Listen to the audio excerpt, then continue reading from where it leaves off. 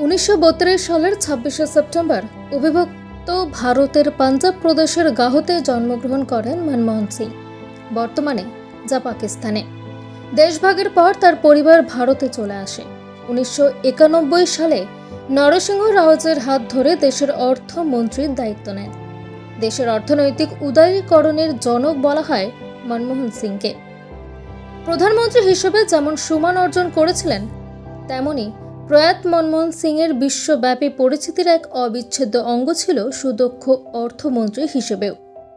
ভারতবর্ষের উদার অর্থনীতির জনক হিসেবে তিনিই ছিলেন প্রখ্যাত এবং স্বমহিমায় সমাদৃত।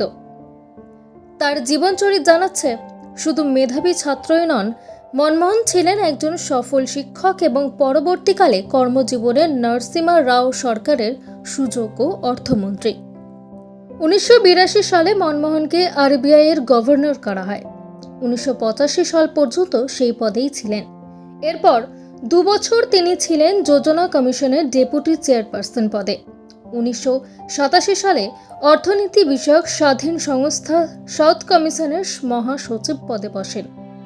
1991 সালের মার্চে ইউজিসির চেয়ারম্যান পদে বসেন। 1991 সালে প্রথমবার রাজ্যসভার সদস্য হন মনমোহন সিং।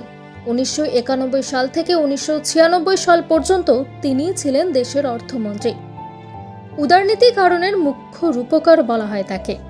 1998 থেকে 2004 পর্যন্ত লোকসভায় বিরোধী দলনেতার দায়িত্ব পালন করার পরে 2004 সালে তিনি দেশের প্রধানমন্ত্রী হন।